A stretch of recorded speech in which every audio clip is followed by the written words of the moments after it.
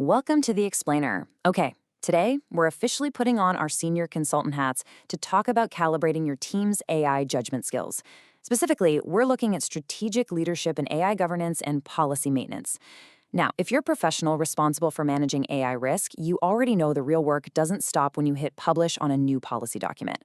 Honestly, that's just day one.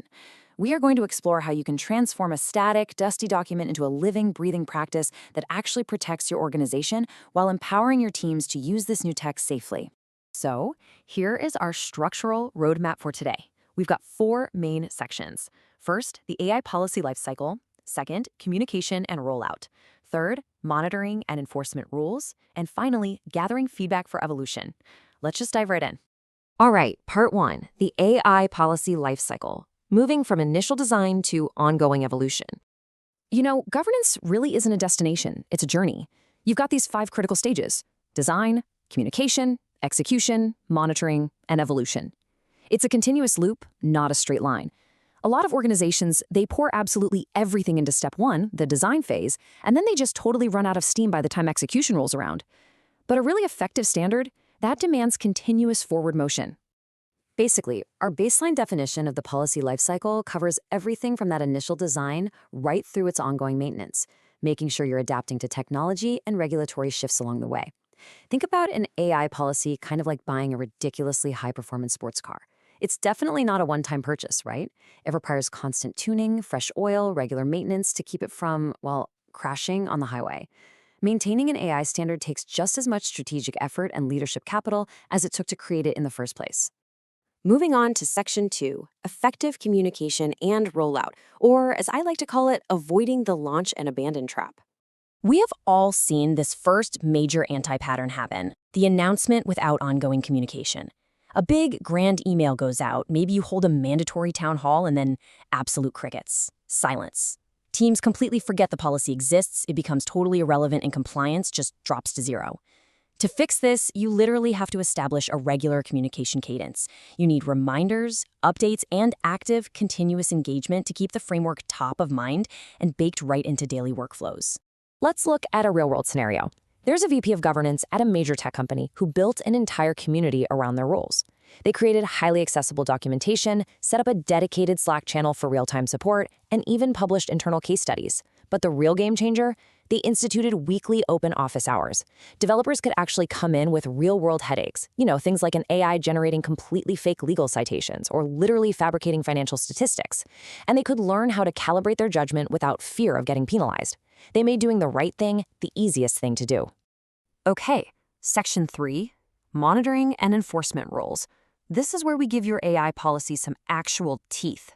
Let's be clear about what enforcement actually is. It's the systematic monitoring and application of consequences that make a policy meaningful and ensure compliance. A truly meaningful policy actually relies on a simple mental checklist for every single project to evaluate task risk versus AI capability. It goes like this. 1. What is the actual risk level of the task? 2. What are the real capabilities and limitations of the AI you're using? And 3. Is there a human in the loop? A policy without this kind of active risk checking and enforcement is, honestly, just a suggestion. Now, when you're rolling this out, phasing is absolutely crucial. In months 1 through 3, that launch phase, your enforcement should be entirely focused on education and support. You have to expect a learning curve. Non-compliance here should be met with guidance, not punishment, unless it's a super severe violation, of course. But once we cross into month 4 and beyond, the training wheels come off. That's ongoing enforcement. Now we're looking at quarterly compliance audits, escalations to business unit leads, and yes, real disciplinary action for repeat violations. To put that into perspective, here's exactly how we advise chief risk officers at big financial services firms to structure their enforcement. First off, every single new AI project must go through a governance intake review, which is then followed by quarterly compliance assessments. If there's a material violation, it gets escalated all the way up to the risk committee or even the board. Repeat violations mean mandatory training or corrective action. But, and this is key, we also highly recommend offering recognition for teams that really exemplify governance excellence. It's all about balancing the carrots and the sticks. Which brings us to the second major danger zone: zero enforcement. If a policy gets published without any monitoring and teams figure out they can just violate it without repercussions, the entire governance framework loses credibility literally overnight. The fix here is non-negotiable. You have to establish robust audit programs, monitor compliance continuously, and enforce very clear consequences, period. All right, our final section, Part 4, Gathering Feedback for Evolution, Iterating for Responsible AI. Two more anti-patterns we see constantly are top-down imposition and the totally static policy. Top-down is when a compliance office just forces a policy onto the organization without asking for any input, which naturally creates massive resistance.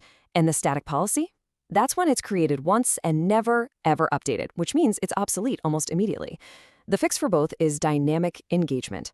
Actually involve your stakeholders during the design phase, establish quarterly reviews, and update the framework dynamically based on the real feedback you're getting. So how do you actually get that feedback? You've got to have structured mechanisms. Right after launch, like in weeks 1 and 2, send out immediate surveys, just asking, hey, is this policy clear? Down the road, send quarterly surveys and ask the brave question, is governance actually helping or hindering your work? And you have to be prepared to actually listen to the answer. Host monthly office hours just to talk about policy challenges. And finally, track your escalations. Ask why the issue happened in the first place instead of just immediately punishing the violation. When you do this right, real feedback drives actual meaningful evolution. For example, based on developer pushback, that tech company we talked about earlier simplified the approval process for low-risk AI to prevent workflow delays, and they created templates to cut down the documentation burden. In a healthcare setting, a chief medical officer updated their entire policy based directly on real clinical experience. They made sure that any adverse events, like an AI confidently hallucinating a phantom patient symptom, were immediately escalated, studied, and used to improve clinical guidelines and protect patient safety. Now, as a consultant, I'm always looking for hard numbers to prove to the board that this stuff is actually working. You want to see over 90% of new AI projects successfully navigating the governance process. You absolutely want business unit leaders actively reporting that governance is manageable, not just some giant roadblock. And you need an incident tracking system that catches policy violations early, long before they turn into public scandals. But if there's one number you take away from this, it's this: 95%. Over 95% of your staff literally must be trained or at least actively aware of the policy. Because think about it, an unknown policy cannot be followed and it for sure can't be enforced fairly.